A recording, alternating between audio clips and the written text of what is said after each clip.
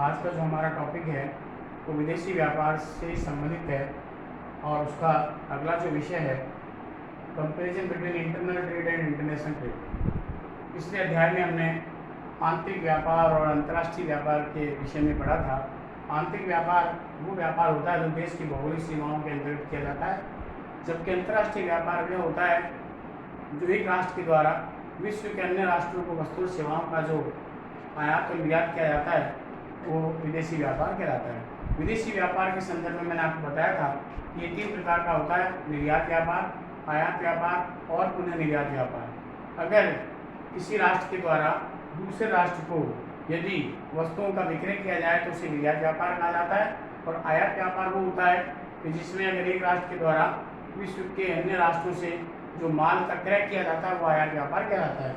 जबकि पुनः निर्यात व्यापार वह व्यापार है जिसमें एक राष्ट्र पहले विश्व के अन्य राष्ट्रों से कच्चे माल का आयात करता है और उसे निर्मित माल में बदलकर पुनः दूसरे राष्ट्रों को उन वस्तुओं का निर्यात करता है। जापान जो है इसका एक बेस्ट एग्जाम्पल माना जाता है पुनः निर्यात व्यापार का।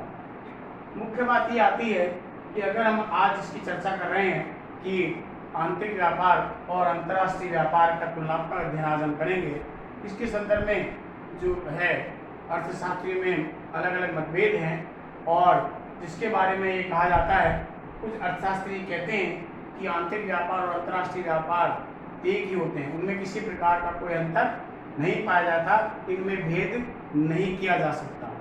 कारण क्या है? उन्होंने ये कहा कि अंतर्राष्ट्रीय व्यापार और आंतरिक व्यापार जो है वो केवल भौगोलिक परिस्थितियों का परिणाम है। और उन्होंने इसके संदर्भ में एक उदाहरण प्रस्तुत करते बताया कि भारत और पाकिस्तान का जो विभाजन है वो 1947 में हुआ और पाकिस्तान एक अलग राष्ट्र के रूप में स्थापित हुआ। उससे पहले उसके संदर्भ में जो भी आने वाले जो भी है, लाहौर है, कराची है, वो सभी जो है भारत के अंतर्गत ही आते थे, भारत की सीमाओं में थे, भारत के ही अंग माने जाते थे। लेकिन जैसे ही पाकिस्तान एक अलग स्टेट बन गया, आज वो व्यापार पहले आंतरिक माना जाता था, कोई भेद नहीं था, और उसके बाद में अब अलग राष्ट्र बनने के कारण से जो है वह अब अंतर्राष्ट्रीय व्यापार यानी पाकिस्तान के साथ किया जाने वाला व्यापार 1947 के बाद अंतर्राष्ट्रीय व्यापार के रूप में देखा जाने लगा है। यानी वो कहते हैं कि भौगोलिक सीमाएं अगर बदली है और उसके कारण से हम ये नहीं मान सकते कि आंतरिक व्यापार अलग है और अंतर्राष्ट्रीय व्यापार अलग है। और इस संदर्भ में इसका जो समर्थन किया गया, समर्थन करते हुए प्रोफेसर ऑलिन एक अर्थशास्त्री हुए जिन्होंने लिखा है कि international trade is a specific condition of internal trade, यानी अंतर्राष्ट्रीय व्यापार आंतरिक व्यापार की एक विशिष्ट दशा है, यानी एक एडवांस कंडीशन है, कोई भेद नहीं है इसके अंदर। और इसी आधार पर उन्होंने कहा कि दोनों में किसी प्रकार का कोई भेद नहीं किया जाना चाहिए। अगर हम तुलना करें दोनों व्यापार के संदर्भ में तो हम इसको 2 भागों में बांटेंगे कि क्या क्या समानताएं आंतरिक व्यापार और अंतर्राष्ट्रीय व्यापार में पाई जाती है और दोनों में क्या क्या असमानताएं पाई जाती है। क्योंकि कुछ अर्थशास्त्री इसका विरोध करते हैं कि नहीं, अंतर्राष्ट्रीय व्यापार और आंतरिक व्यापार एक समान नहीं हो सकते, दोनों अलग अलग हैं और उसको हम अलग रूप में अलग प्रकार से देख सकते हैं, और उसके लिए वो अपने अलग तर्क देते हैं। जहाँ तक अगर हम समानताओं की बात करें तो समानताएं अगर हम देखें तो सबसे मुख्य जो समानता है वो ये है कि सिमिलरिटीज इन बिजनेस एक्टिविटीज, यानी व्यापारिक क्रियाओं में समानता। देखिए, जिस प्रकार आंतरिक व्यापार में जो व्यावसायिक गतिविधियाँ की जाती है वही अंतर्राष्ट्रीय व्यापार में भी की जाती है। जैसे पक्षकार होते हैं, शर्तें तय की जाती है, किस प्रकार माल भेजा जाएगा, माल का मूल्य क्या होगा, माल जब भेजा जाएगा तो उसका ट्रांसपोर्टेशन जो होगा वो कौन वहन करेगा, कितने दिन में होगा, भुगतान की शर्तें क्या होगी, ये सभी आंतरिक व्यापार में भी वैसे तय होती है, उसी प्रकार से अंतर्राष्ट्रीय व्यापार में भी उसी प्रकार से तय होती है। और इसलिए दोनों में किसी प्रकार का कोई भेद नहीं किया जा सकता। नंबर 2 जो समानता है वो है पक्षकारों की समानता। जिस प्रकार आंतरिक व्यापार में क्रेता और विक्रेता 2 पक्षकार पाए जाते हैं, उसी प्रकार अंतर्राष्ट्रीय व्यापार में भी 2 ही पक्षकार होते हैं, एक निर्यातकर्ता के रूप में और दूसरा आयातकर्ता के रूप में। इसलिए हमें इसमें किसी प्रकार की असमानता दिखाई नहीं देती है। नंबर 3 जो आता है इक्वल ट्रेड बिहेवियर, यानी जो व्यापारिक व्यवहार है आंतरिक व्यापार और अंतर्राष्ट्रीय व्यापार में एक समान होता है। जिस प्रकार से आंतरिक व्यापार में शर्तें तय होना, एक दूसरे से मिलना, यह तय करना कि कौन हमारा माल लेने के लिए तैयार है, उसके साथ बैठ करके टर्म कंडीशन तय करना, कब भेजा जाएगा, कैसे भेजा जाएगा, भुगतान की विधि क्या होगी, माल क्रेडिट भेजा जाएगा या कैश पर भेजा जाएगा, वो सारा समान व्यवहार जो है जिस प्रकार आंतरिक व्यापार में होता है वैसा ही अंतर्राष्ट्रीय व्यापार में होता है। उसी प्रकार आता है both based on the specialisation, दोनों ही व्यापार विशिष्टीकरण पर आधारित होते हैं। मैंने पिछले अध्याय में आपको बताया था अंतर्राष्ट्रीय व्यापार का जो अध्याय है वो international labour division and specialisation के कारण से हुआ था। उसका तात्पर्य ये होता है कि हर राष्ट्र की जो दशाएं अलग अलग होती है और जिन राष्ट्रों में लेबर सस्ता मिलता है यानी श्रम सस्ता होता है और कुछ राष्ट्रों में प्राकृतिक संसाधनों की प्रचुरता अधिक मात्रा में पाई जाती है, तो उस आधार को देखते हुए हर राष्ट्र किसी न किसी एक उत्पादन में विशेषता प्राप्त कर लेता है और वह उसी वस्तुओं को, अपने संसाधनों को केवल उसी वस्तु के उत्पादन में लगाता है जिन्हें वह अन्य राष्ट्रों की तुलना में कम दर पर या कम लागत पर उत्पन्न कर सकता है। तो ये स्थिति आंतरिक व्यापार में भी आती है और अंतर्राष्ट्रीय व्यापार में भी आती है। कोई भी बिजनेसमैन जो होगा वो उसी वस्तु को उत्पादन करना चाहेगा जिसमें उसने विशेषता प्राप्त कर रखी है। उसके बाद आता है कि प्रॉफिट मोटिव। देखिए, लाभ कमाना दोनों ही व्यापारों का मुख्य उद्देश्य होता है। आंतरिक व्यापार अगर करें तो उसमें जो विक्रेता है उसका मुख्य उद्देश्य क्या है कि वह अधिकतम लाभ कमाए, मैक्सिमम प्रॉफिट अर्न करे अपने विक्रय से। उसी प्रकार से अंतर्राष्ट्रीय व्यापार में भी निर्यातकर्ता का ये उद्देश्य होता है कि वह ज़्यादा से ज़्यादा मात्रा में वस्तुओं का निर्यात करके अपने लाभ को अधिकतम कर सके। उसके बाद में आता है कि दोनों ही व्यापारों में वस्तुओं का जो विक्रय किया जाता है वो उस स्थान पर किया जाता है जहाँ पर उसकी डिमांड है, यानी जहाँ अभाव वाले स्थानों पर। जहाँ भी डिमांड होगी, चाहे आंतरिक व्यापार को ले लें तो आंतरिक व्यापार में क्या होता है कि वस्तुओं को उन्हीं जगह पर पूर्ति की जाती है जहाँ पर उसकी डिमांड है, यानी उन वस्तुओं का जहाँ पर अभाव है। वही चीज़ सेम अंतर्राष्ट्रीय व्यापार में भी होती है। जो राष्ट्र इसकी डिमांड कर रहा है, जहाँ जहाँ इसकी मांग है, जहाँ इन वस्तुओं का अभाव है, तो उन वस्तुओं का वहाँ पर निर्यात किया जाता है।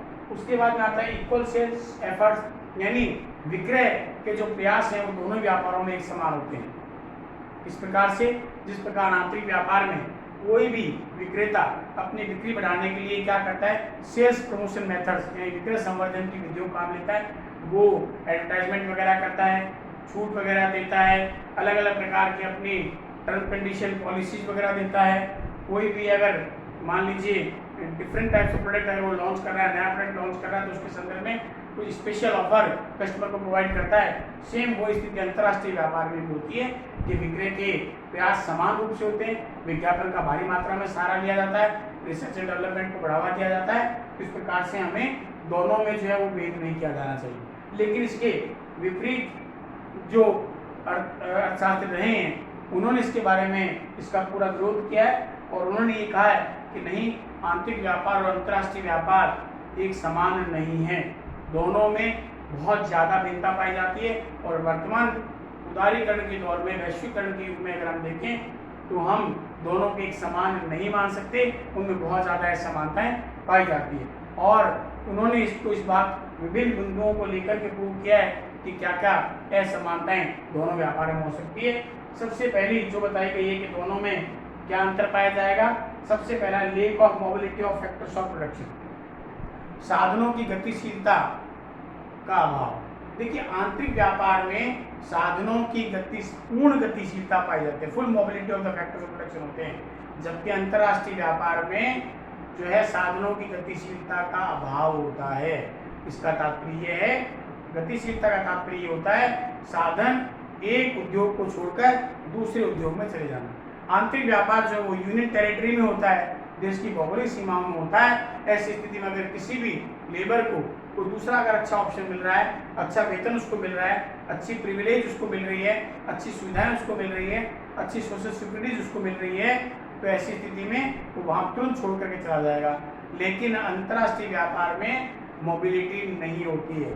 लेकिन अगर हम अब बात करें जहाँ वैश्वीकरण के दौर से गुजर रहे हैं, वहाँ पर कुछ हद तक मोबिलिटी संभव हो पाई है, क्योंकि बहुराष्ट्रीय कंपनियाँ जो आ रही है वहाँ पर, और ऐसी स्थिति में वो जो है अंतर्राष्ट्रीय स्तर पर पूंजी का, श्रम का और का वो क्या कर सकती है, वो आदान प्रदान कर सकती है। लेकिन फिर भी सबसे ज़्यादा कठिनाई अंतर्राष्ट्रीय व्यापार में जो है साधनों की गतिशीलता में पाई जाती है। Number 2, difference in monetary system. देखिए, मौद्रिक प्रणाली में भिन्नता होती है। आंतरिक व्यापार में एक ही देश के नियंत्रण में व्यापार होता है, इसलिए उस देश का केंद्रीय बैंक, उस देश की जो सरकार के द्वारा जो मौद्रिक जो प्रणाली विकसित कर रखी है, उसी के आधार पर सारा मौद्रिक आदान प्रदान होता है।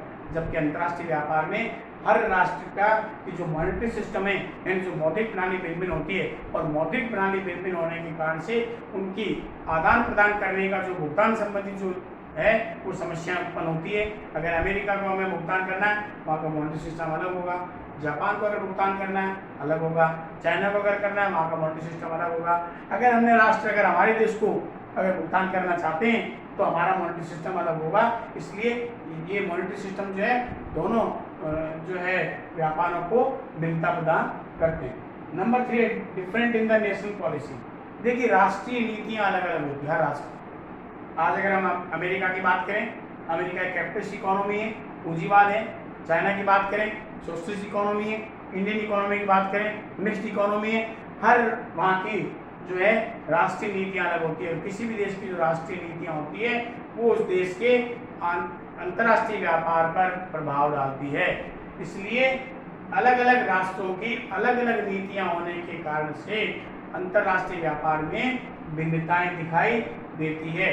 कुछ राष्ट्र ऐसे होते हैं अपनी नीति ऐसी बनाते हैं कि दूसरे राष्ट्रों को चाहे कितना ही नुकसान हो, वो अपना हित, नेशन इंटरेस्ट जो है उसको सर्वोपरि मानते हैं, उसके अनुसार वो अपनी राष्ट्रीय नीति का निर्माण करते हैं।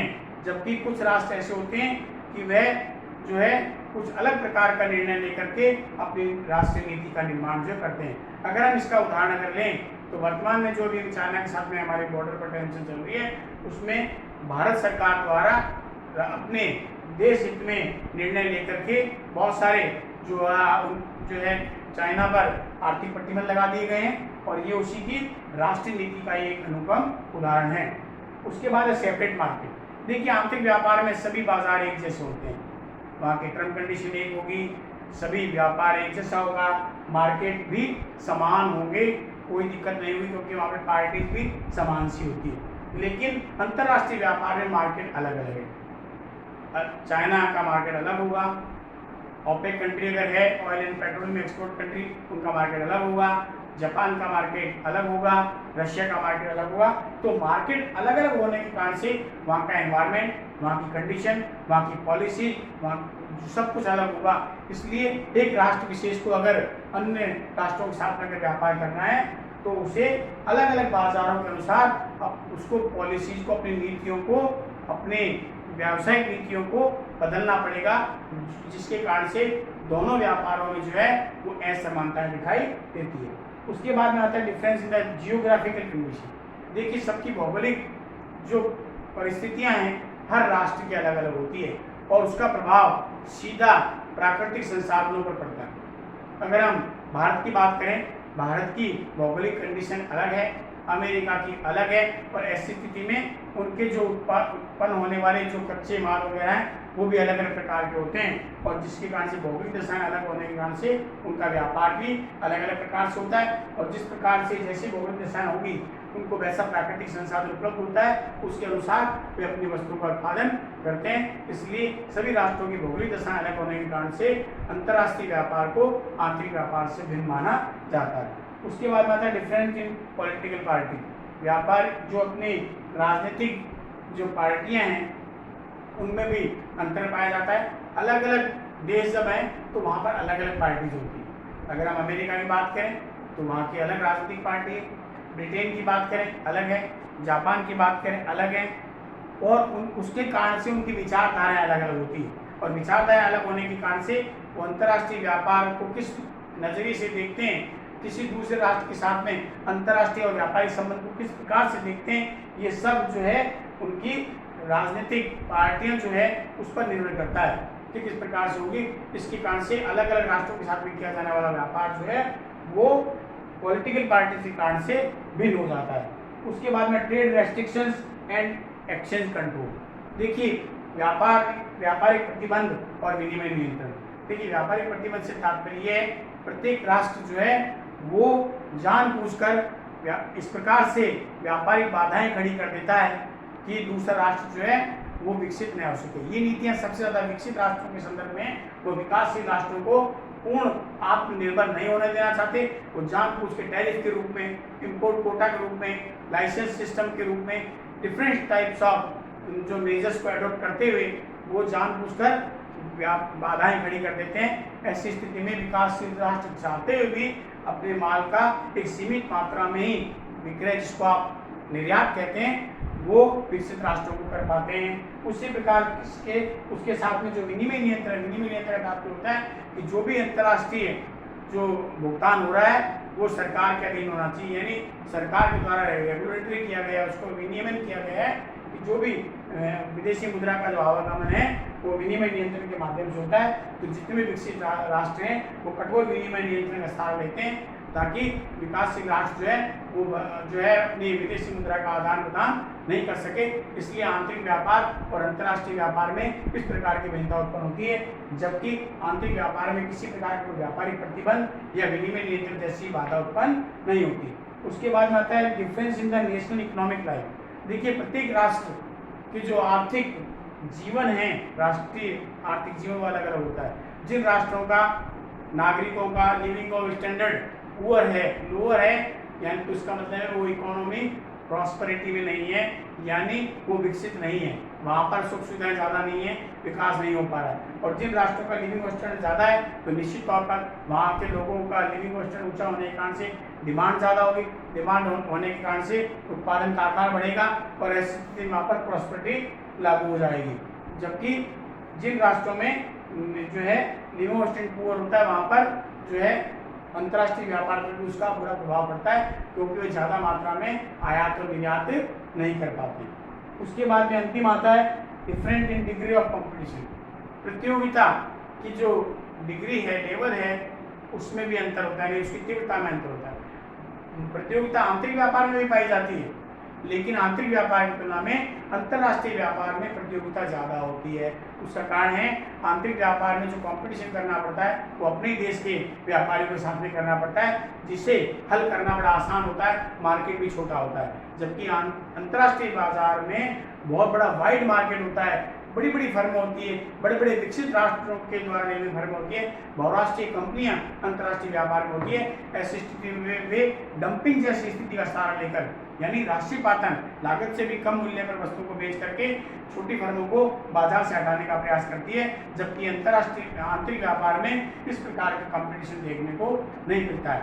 इस प्रकार हम ये कह सकते हैं कि जहाँ दो अलग अलग पहलुओं में देखें कि जहाँ ऑलिन ये कहते हैं कि आंतरिक व्यापार और अंतर्राष्ट्रीय व्यापार में कोई भेद नहीं होता, उसके संदर्भ में उन्होंने इसकी कुछ समानताएं बताई है, जबकि कुछ अर्थार्थी से सहमत नहीं है। वो कहते हैं कि नहीं, अंतर्राष्ट्रीय व्यापार और आंतरिक व्यापार एक समान नहीं हो सकते, उनमें बहुत ज़्यादा अंतर पाया जाता है, चाहे वो क्रियाओं के संदर्भ में हो, चाहे वो मॉनेटरी सिस्टम के संबंध में हो, चाहे वो मोबिलिटी के संदर्भ में हो, चाहे नेशनल पॉलिसीज के संदर्भ में हो, चाहे मार्केट के संदर्भ में हो, चाहे जियोग्राफिकल कंडीशन के संदर्भ में हो। ये जो बातें हैं जो है एक दूसरे को भिन्न करती है। धन्यवाद।